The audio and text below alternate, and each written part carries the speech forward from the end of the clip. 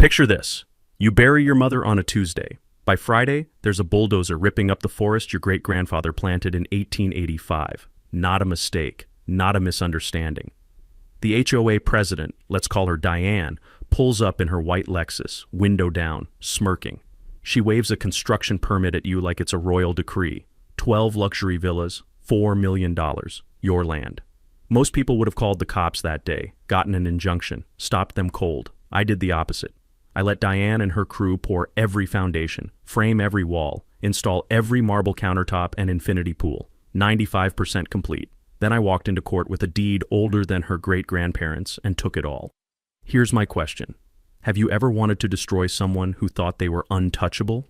Drop yes in the comments and tell me what state you're in, because I know your HOA has tried this too. My name is Eli Brennan.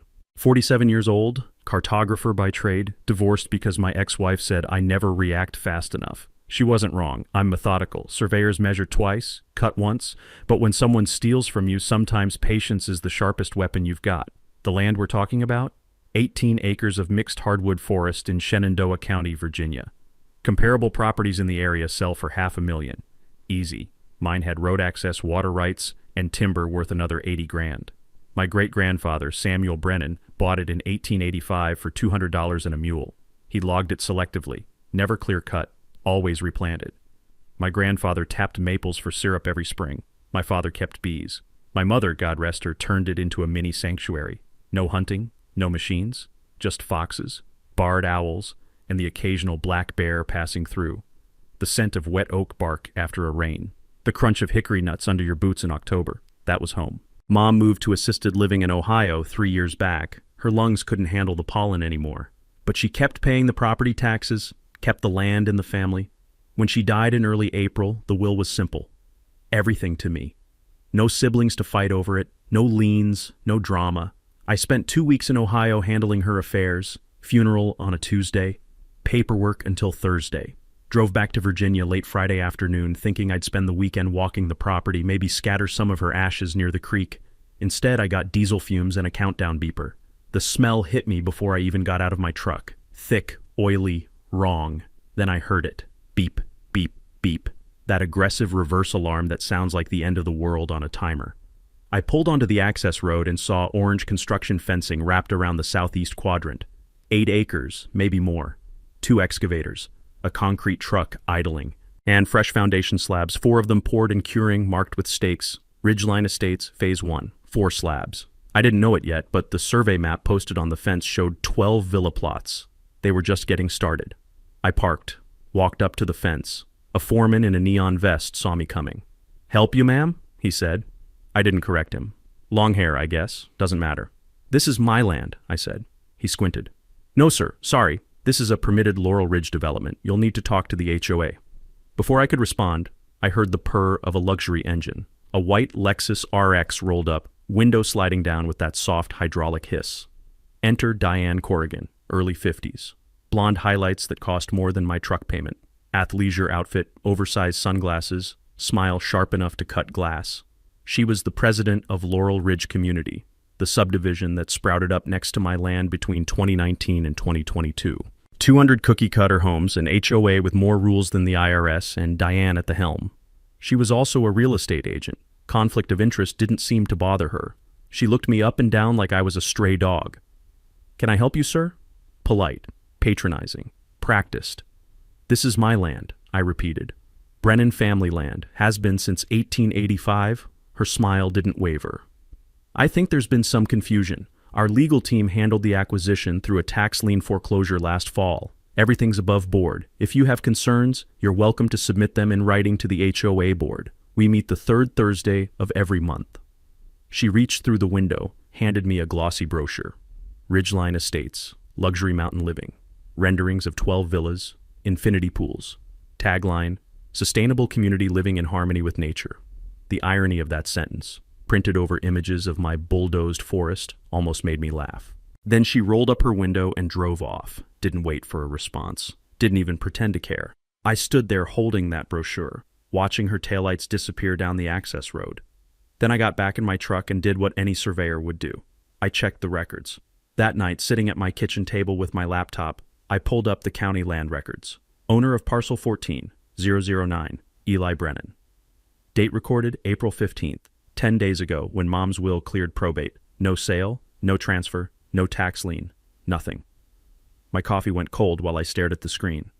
Outside, I could still hear the faint hum of a generator from the construction site, half a mile through the trees. Diane had lied. The tax lien foreclosure didn't exist. She'd built on my land, used fake paperwork to get a permit, and thought I'd be too confused or too broke to fight back. She was wrong on both counts. I sat back in my chair, listening to the creek burble in the darkness, and made a decision. If Diane wanted to play land grab, I'd let her. I'd let her dig her own grave, literally. Every dollar she poured into those villas was a dollar I'd take from her in court. I smiled for the first time since Mom died. Let them build. Day 2, I was back on site at sunrise with my camera.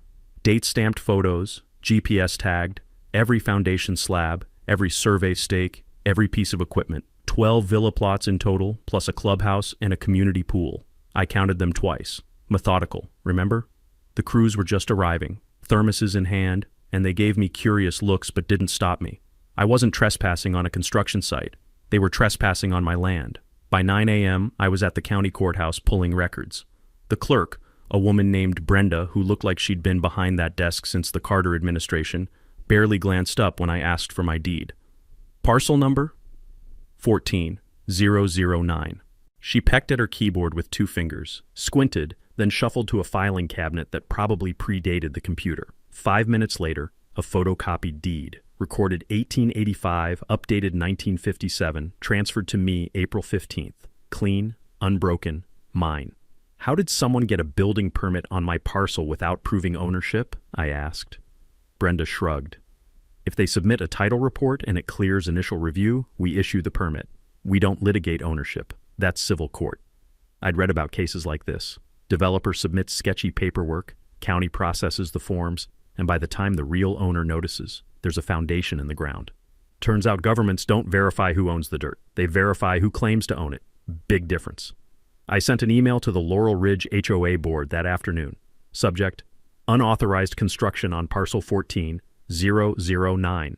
Attached my deed. Professional, direct, demanded immediate halt. 12 hours later, Diane replied. Not the board, just her. CC'd to Mitchell Hogarth Esquire. The lawyer's email signature had more fonts than a ransom note. Mr. Brennan, our records indicate Lot 47B was lawfully acquired via tax lien foreclosure last November. You may own a similar property. Surveying errors are common in rural areas. We're happy to meet, but construction continues per our approved timeline. Best, Diane Corrigan, President, Laurel Ridge HOA. I read it 3 times. Lot 47B didn't exist. I'd surveyed every parcel in this county. There was no 47B, no tax lien, no foreclosure. My taxes were paid through 2027. Diane was gaslighting me, planting doubt, hoping I'd second-guess myself. Maybe you missed something. Maybe you're confused. I wasn't. My coffee went cold while I stared at that email. Outside, a chainsaw roared to life. They'd started clearing for villas 5 and 6. Day 4, my neighbor Ron knocked on my door. Ron's a good guy. Drives a Ford older than mine, waves when you pass him on the road. But that evening, he looked uncomfortable. You seen the Laurel Ridge Facebook group? I hadn't. Didn't even know it existed.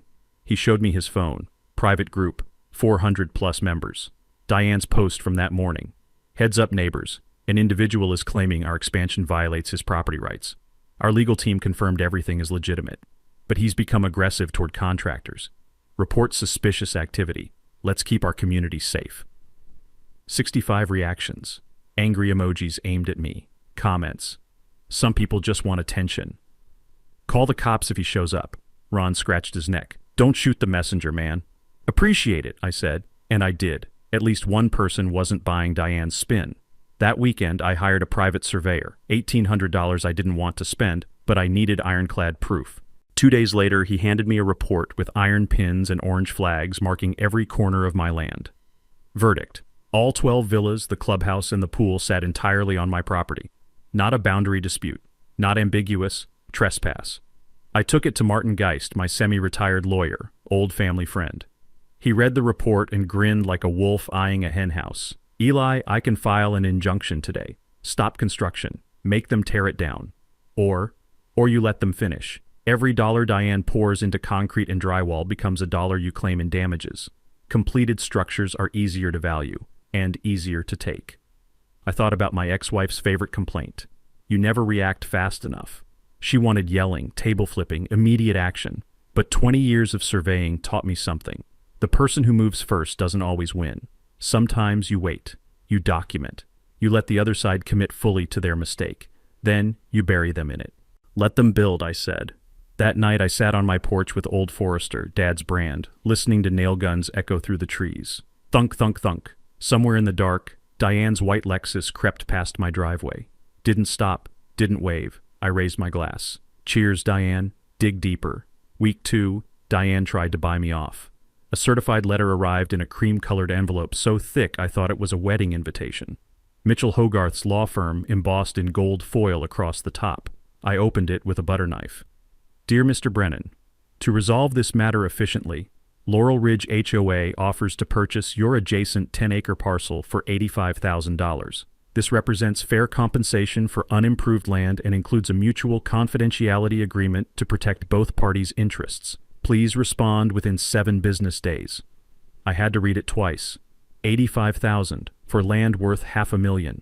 Adjacent parcel, as if their villas weren't actively sitting on my dirt. And the confidentiality clause? That meant take the pennies, sign away your right to ever talk about it, and let Diane parade around like she'd done nothing wrong. I wrote back the same day, kept it short. Mr. Hogarth, I decline your client's offer to purchase land I already own. Construction on parcel 14-009 remains unauthorized. Regards, Eli Brennan. Martin taught me that in legal fights, whoever stays calm on paper wins. Let the other side lose their cool first. While Diane was trying to silence me with hush money, I was building something better. Allies. It started at the Cornerstone Diner, eggs, toast, coffee that tasted like burnt rubber. A woman at the next table leaned over. You're the Brennan boy, aren't you? Silver hair in a bun, glasses on a beaded chain, sharp eyes. Yes, ma'am, Eli. Marge Tully. Your great-grandfather sold timber to my granddad in the 20s. She smiled. Heard you're tangling with that HOA woman. I might be able to help. 2 days later, I was in her basement surrounded by cardboard boxes that smelled like mothballs and forgotten decades. Marge handed me a rolled parchment, yellowed and delicate. 1894 plat map, your great-grandfather's land. I unrolled it carefully. There were my boundaries, drawn in faded ink, perfectly matching my modern survey. But there was something else, a dotted line cutting across what was now Laurel Ridge's main entrance.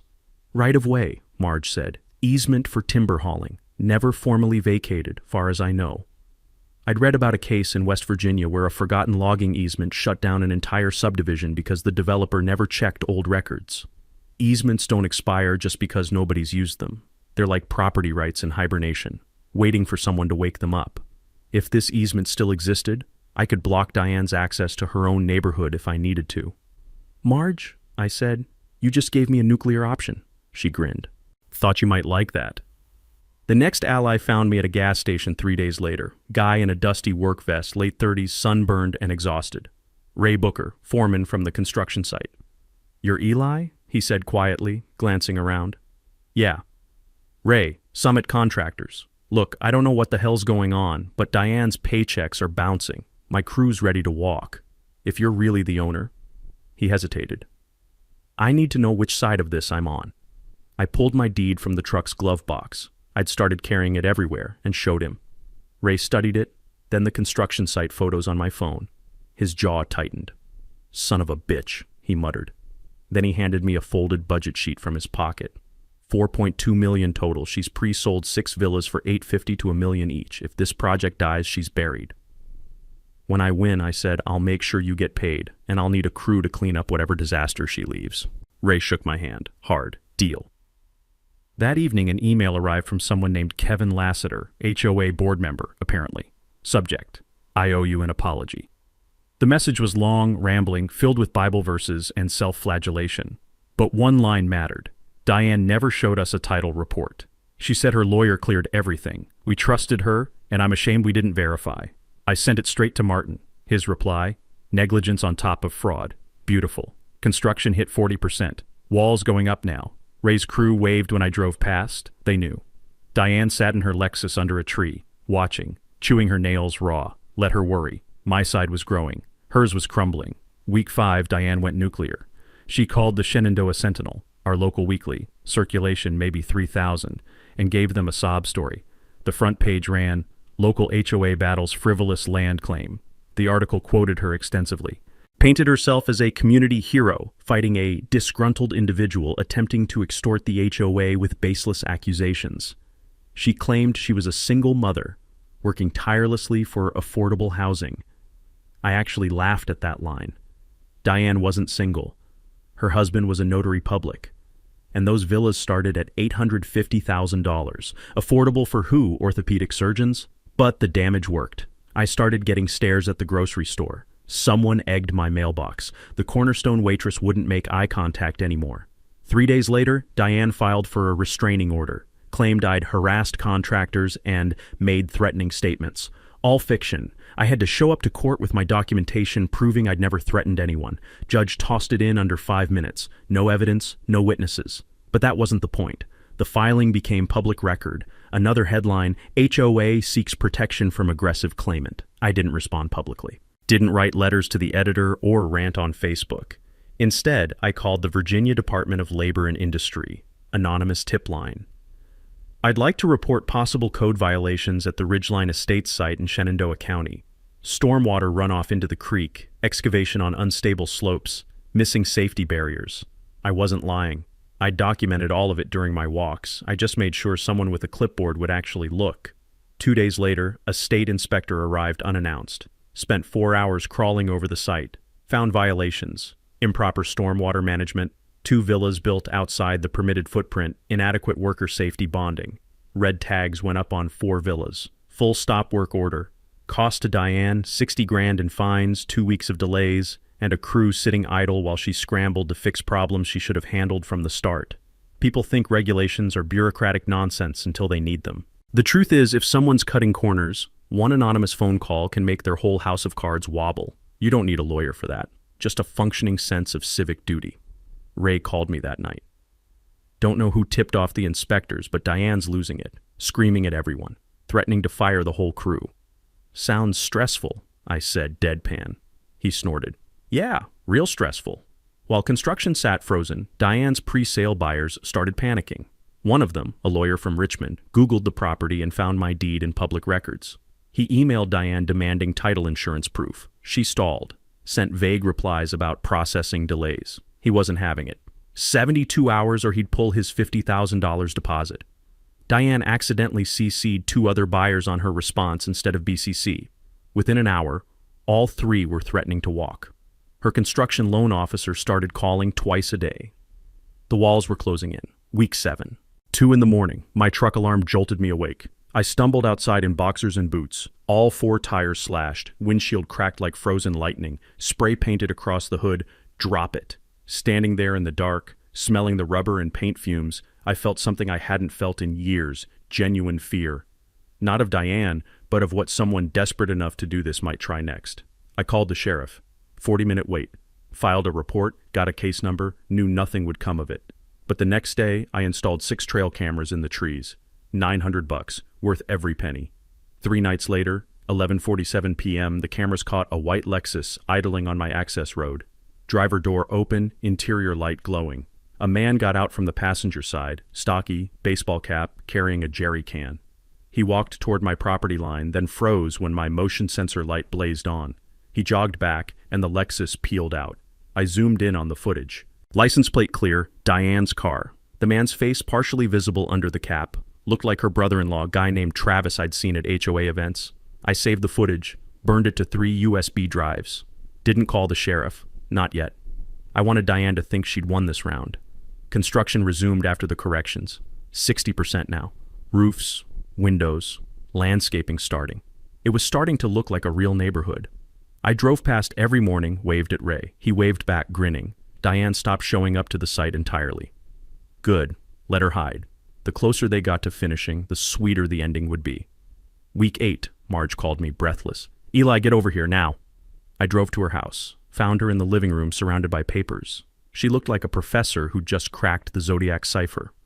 I FOIA'd the county's tax records, she said. Look at this. She handed me a document dated November. 5 months before construction started. A tax lien foreclosure affidavit filed on parcel 14009, my land. The affidavit claimed $12,000 in unpaid back taxes. It stated the property had been lawfully seized and transferred to Laurel Ridge HOA, Inc., signed and notarized by Jay Corrigan, Diane's husband. I stared at it. My taxes were paid. I have receipts going back a decade. I know, Marge said. That's why this is fraud. The parcel number on the affidavit didn't even match mine exactly. It listed 14009B, a designation that didn't exist in county records. Someone had invented a fake subparcel, claimed fake back taxes, and used it to generate a fake foreclosure. The county clerk had processed it without verifying because the paperwork looked legitimate on its face. Diane had created a phantom title out of thin air, then used it to get her building permit. I sat down hard on Marge's couch. The room smelled like old books and dust, and I could hear Marge's wall clock ticking, each second feeling like a countdown I'd been running against without knowing it. She committed felony fraud, I said quietly. Marge nodded, and she thought you'd never check. The next morning, Ray called. We need to talk, not on the phone. We met at a truck stop off I-81. Ray slid into my booth, glanced around, pushed a folder across the table. Diane's not just stealing your land, he said. She's running a Ponzi scheme. The documents told the story. $4.2 million construction loan. But she'd also pre-sold 6 villas to HOA members for $3.10 million, calling them investment properties. Then she pre-sold 3 villas to external buyers for $2.7 million, calling them primary residences. Same villas, sold twice. When this collapses, Ray said, jaw tight, my crew loses their paychecks. Those families lose their savings, and Diane walks away with $6 million. Unless I stopped her. That night, Martin laid out my options. His desk lamp cast long shadows across his cluttered office, law books stacked like a fortress, coffee mug from 1987. You can sue for trespass, forced demolition, he said, or you invoke Virginia's accession statute. If someone improves your land without permission, you can claim the improvements. You'd own the villas. Just take them?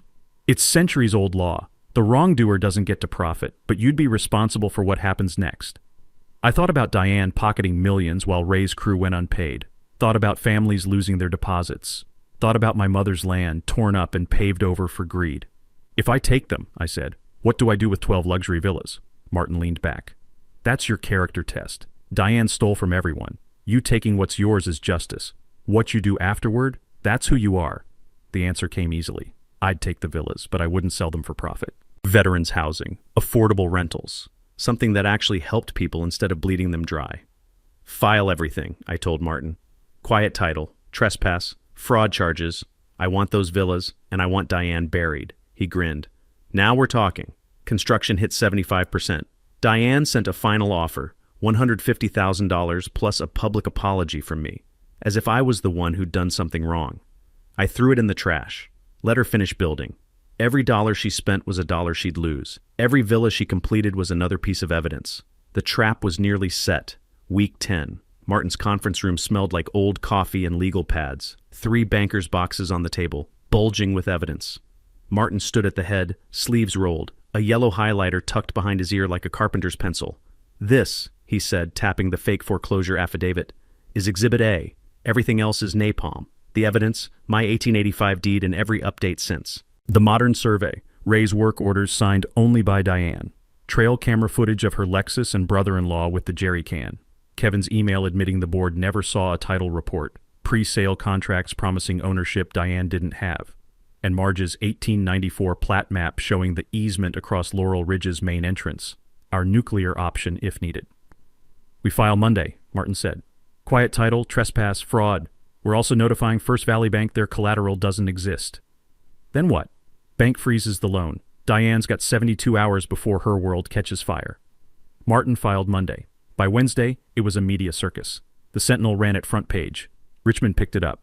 Thursday, TV crews swarmed the construction site. One reporter asked a confused electrician, "Do you know you're working on stolen land?" The guy just shrugged and said, "I'm union. I get paid either way."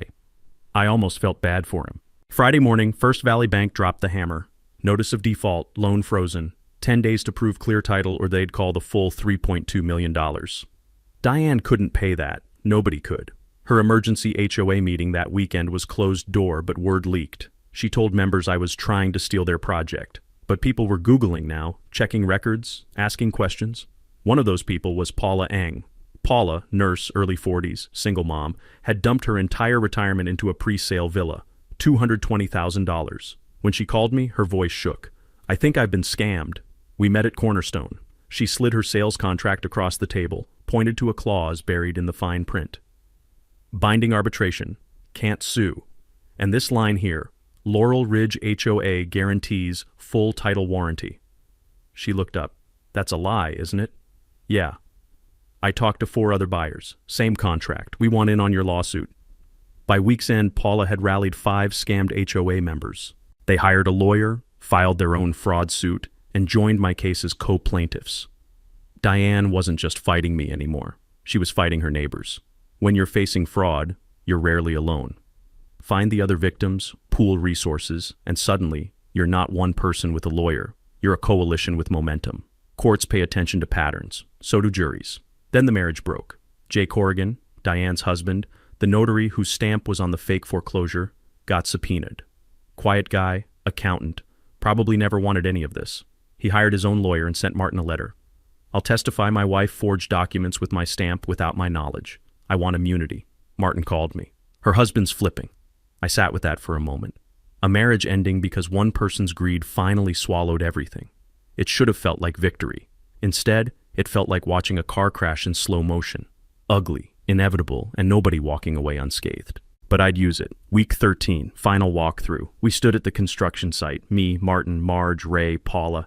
Villas 90% done. Landscaping in, pool shimmering, clubhouse gleaming. The air smelled like fresh mulch and paint. It looked like a postcard. Courts in 2 weeks, Martin said. Diane will cry, play victim, accuse you of cruelty. You stay stone, let the evidence talk. Ray crossed his arms. My crew's got your back. Half of them want to testify just to watch her squirm. Paula touched my shoulder. We're with you, all of us. I looked at the villas, golden in the late sun. They could have been built the right way. Diane could have asked, could have made an offer. Instead, she chose lies. This isn't revenge, I said. It's a warning. Nobody else should lose their family's land to someone who thinks a nice car and a fake smile put them above the law. Marge squeezed my arm. Your mom kept this land wild for a reason. You're honoring that. The sun dipped below the ridge. Shadows stretched across the construction site like fingers reaching for something they'd never hold. 14 days. I was ready. Week 14 started with Diane's voice on my phone. Honey sweet, like we were old friends.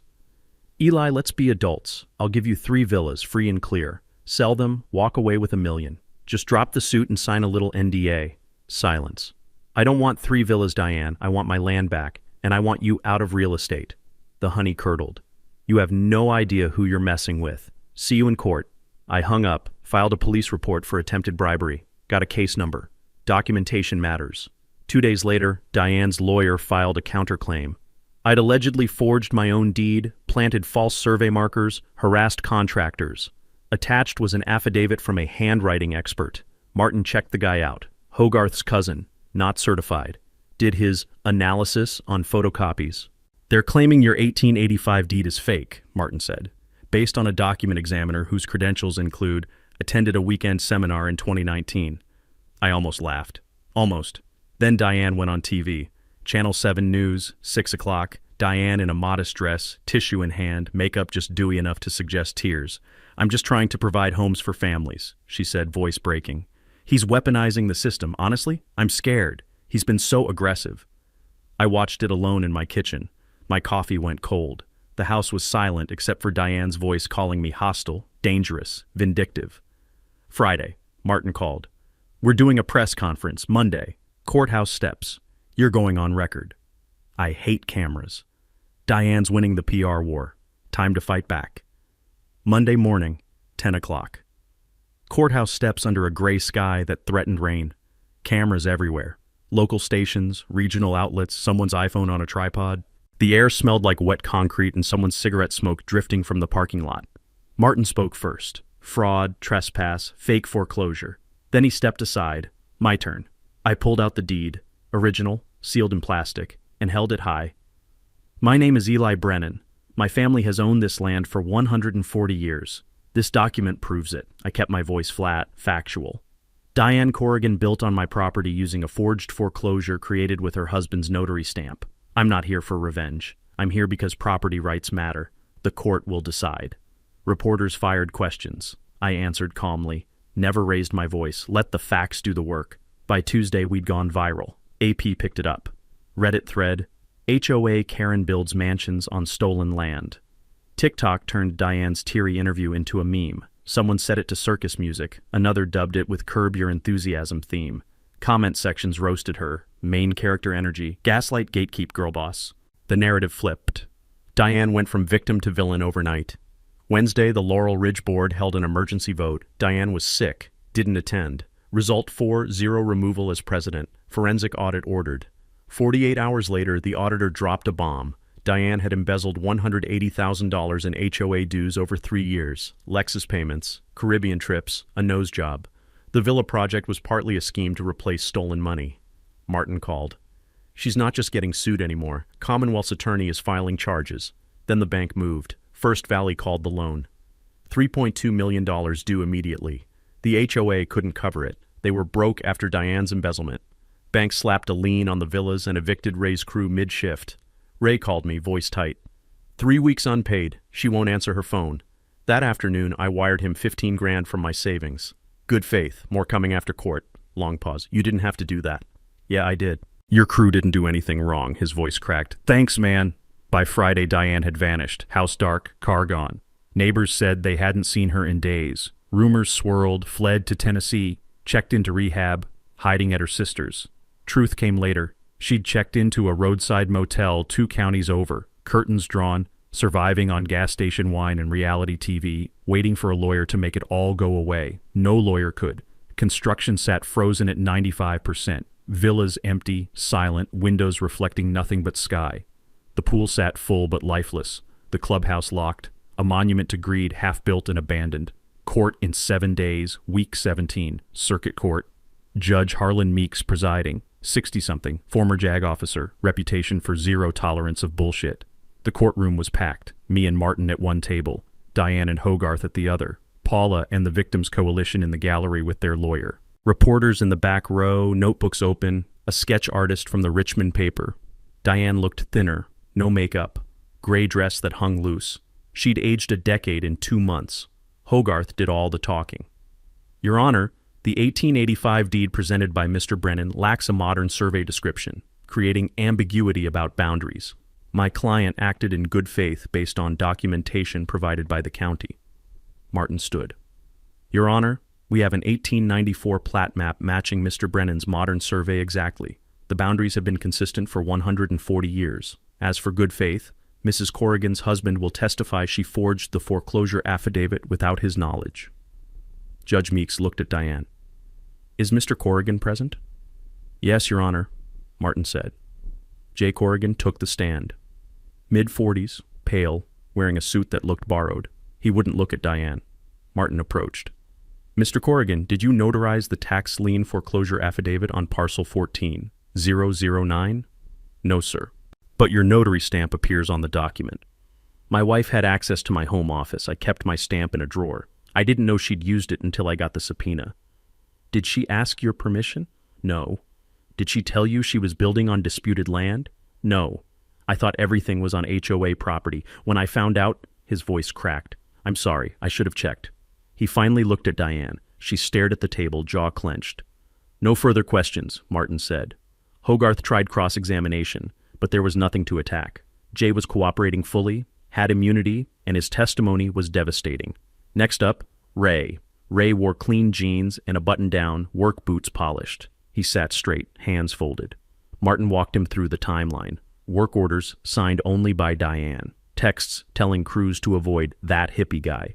Budget docs showing $4.2 million spent. Bouncing paychecks.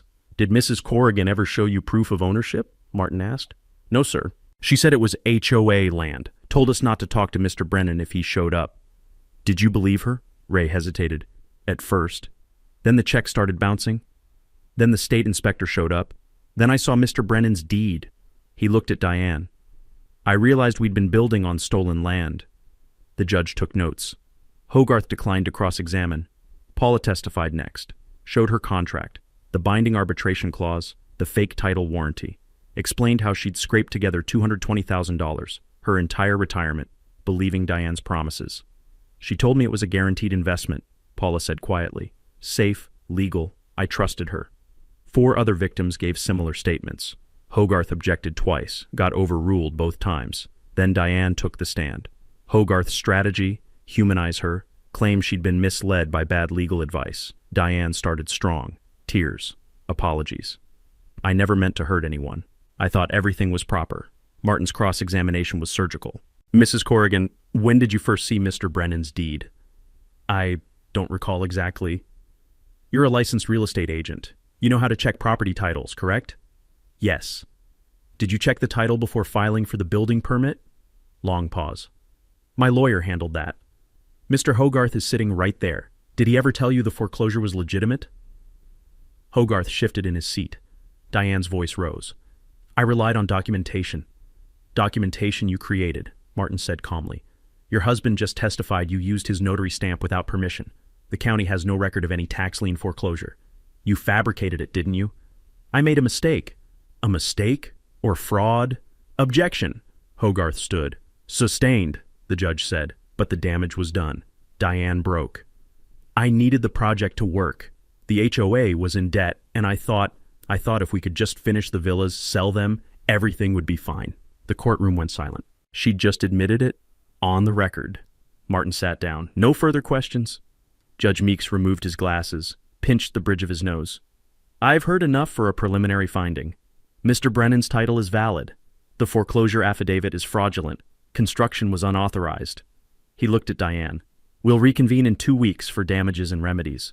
I'm also referring this matter to the Commonwealth's attorney for potential criminal charges. He banged the gavel. Outside, reporters swarmed. Diane shoved through them, hand over her face. Someone's camera caught her stumbling, nearly falling. Hogarth trailed behind, already distancing himself. I walked out with Martin, Marge, Ray, and Paula. We didn't celebrate, just exhaled. 14 days, Martin said. Then it's over. I looked back at the courthouse. Old brick, American flag snapping in the wind. Then the real work begins, I said. 2 weeks later. Same courtroom, bigger crowd, local TV carrying it live. Assistant Commonwealth's attorney Wanda Bledsoe observing for criminal prosecution. Diane sat alone. Hogarth had quietly withdrawn, citing irreconcilable differences with client. She'd hired a public defender. She looked hollow, thinner, hair unwashed. The woman who'd smirked at me from her Lexus was gone. Judge Meeks called the hearing to order. Damages phase, he announced. Mr. Geist, present your case. Martin stood, laid out the numbers on a poster board for the gallery. Trespass damages, $4.20 million. Construction costs, the villas were now mine but built with fraud. Timber loss, $85,000. Mature hardwoods cleared. Emotional distress, $50,000. Conservative, given vandalism and harassment. Punitive damages, $2 million, to send a message. Total, $6.335 million. The public defender, a tired-looking woman in her 30s, stood. Your Honor, Mrs. Corrigan has filed for personal bankruptcy. She has no assets. Punitive damages would be uncollectible. Judge Meeks stared at her. Collectability is not my concern. The law allows punitive damages for willful fraud. I'll rule accordingly. Paula's lawyer moved next. Requested restitution for the 5 scammed buyers. $250,000 total in deposits. Judge ordered Diane personally liable, with the HOA jointly responsible. The HOA's insurance would cover most of it, but the process would take months. Then Wanda Bledsoe stood. Your Honor, based on testimony and evidence, the Commonwealth will file charges against Diane Corrigan for forgery, fraud, and embezzlement. We'll also investigate Mitchell Hogarth for conspiracy. Diane's head dropped. Her lawyer whispered something. Diane shook her head. Judge Meeks looked at me. Mr. Brennan, you've been patient and professional. Do you wish to address the court? I stood. First time I'd spoken in court. Your Honor, I didn't want any of this. I wanted to honor my mother's memory and keep our land the way she left it. Mrs. Corrigan took that from me. She stole from her neighbors. She lied to banks, to buyers, to her own board. I paused. The courtroom was dead silent. I don't want her in prison. I want her to understand what she did was wrong. As for the villas, I'm keeping them, but I won't profit. 6 will go to a nonprofit housing veterans. 3 will be sold, proceeds to a land conservation trust. The last 3 I'll rent affordably to families priced out by developments like Laurel Ridge. I looked at Diane. She was crying silently. That's justice, not revenge. The judge nodded slowly. Mr. Brennan is awarded full title to all structures and improvements. Mrs. Corrigan is liable for $4.2 million in trespass damages plus $1 million in punitive damages, reduced from $2 million due to her financial circumstances. Restitution to victims is ordered. Criminal referral stands. He leaned forward. To the HOA board, hire competent leadership and get a full audit. To lenders and buyers, work with Mr. Brennan's counsel. He's shown more integrity than most. This case is a warning. HOAs are not sovereign entities. Property rights matter. Gavel bang. The courtroom erupted. Reporters rushed me. Diane fled through a side door, chased by cameras. Outside, 20 minutes later, sheriff's deputies arrived. Arrested Diane on the courthouse steps. Misdemeanor charges pending grand jury indictment for the felonies. I watched from across the street. Diane in handcuffs, head down, being led to a cruiser. No gloating, just sadness. She'd done it to herself. Marge stood next to me. You did good, kid. Doesn't feel like winning. It never does, but you stopped her from doing this to someone else. Diane's Lexus, parked illegally in a loading zone, got towed 30 minutes later. A Laurel Ridge resident ripped down the Ridgeline Estates sign from the entrance and tossed it in a dumpster. The villas sat silent on my land, empty, waiting. I'd won. Now I had to figure out what winning actually meant. 6 months later, late autumn. I stood on the clubhouse deck, now a community center, watching the villas come to life. Villa Block A, 6 units converted to transitional housing for homeless veterans. Partnership with Virginia Veterans Services. Residents learned trades, rebuilt their lives. One guy, Marcus, former Marine, had been living in his car 6 months ago. Now he was enrolled in an HVAC apprenticeship, had a job lined up for spring. He found me at the community center one afternoon. You gave me a home, man. I was done. Now I got a future. We shook hands. His grip was strong, steady. I had to look away for a second. Villa Block B, 3 units sold to a land trust for $2.1 million. Proceeds funded a 200-acre conservation easement on my remaining land, protected forever. No one could ever build on it again. Villa Block C, 3 units rented at $900 a month, half the market rate. Waiting list was 50 families deep. Young teachers, nurses, mechanics, people who kept the county running but couldn't afford what developers were charging. The clubhouse hosted ESL classes on Tuesdays, a food pantry on Thursdays, kids' art workshops on Saturdays. The pool was open to the public all summer. Free. Diane got 18 months in prison plus 5 years probation. Restitution order, $1.8 million, effectively unpayable. She'd serve her time, get out, start over with nothing. Hogarth was disbarred after a bar investigation found he'd knowingly filed false documents. Last I heard, he was selling insurance in West Virginia. Jay Corrigan divorced Diane while she was incarcerated, moved to North Carolina. He sends me a Christmas card every year. We've never spoken. The Laurel Ridge HOA got new leadership. Kevin, the dentist who'd resigned early, came back as president, hired a third-party management company, implemented transparent budgeting. They invited me to a community potluck that spring. I brought venison chili. People were nervous at first, but by the end of the night, we were swapping stories about bad contractors and property tax appeals. Turns out we had more in common than anyone thought. My story went viral in ways I didn't expect. A legal commentary YouTube channel broke down the case. 4 million views.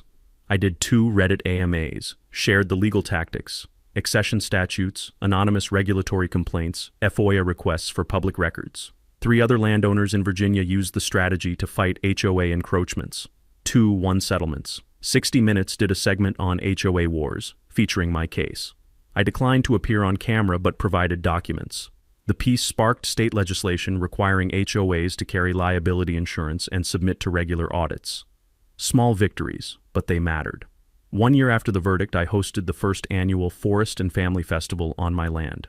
Open to the public, free admission, 600 people showed up. Maple syrup demos, honoring my father's tradition, kids' nature scavenger hunt, bluegrass band, veterans panel discussion, food trucks, the smell of barbecue and fresh-cut grass, laughter echoing through the trees my great-grandfather planted. Paula brought her daughter, who painted a butterfly on my hand with face paint. Ray and his crew ran a booth teaching basic carpentry to kids. Marge sold her homemade preserves and donated the proceeds to the conservation fund. As the sun set, Marcus, the veteran from the villas, found me near the creek. "Man, this place," he said, looking around. "You could have sold everything, made millions, walked away. Why didn't you—" I thought about my mother, about the land, about what legacy actually means. "Because some things aren't for sale," I said. We stood there as the light faded, listening to the creek, the music drifting through the trees, kids laughing in the distance. Then my phone buzzed. Email from an unknown address. Subject: need your help. Fairfax County HOA doing the same thing. I opened it. A woman named Angela, her elderly father's land. Same scam. Fake foreclosure, unauthorized construction, gaslighting. I sent it over to Martin. His reply: "Here we go again." I smiled. If you've ever dealt with an HOA nightmare, drop your story in the comments. You're not alone. And if you want to see how the Fairfax case unfolds, because justice isn't finished yet, hit that subscribe button. Some fights are worth having. Some land is worth protecting. And some people in white Lexuses need to learn. You can't steal what doesn't belong to you.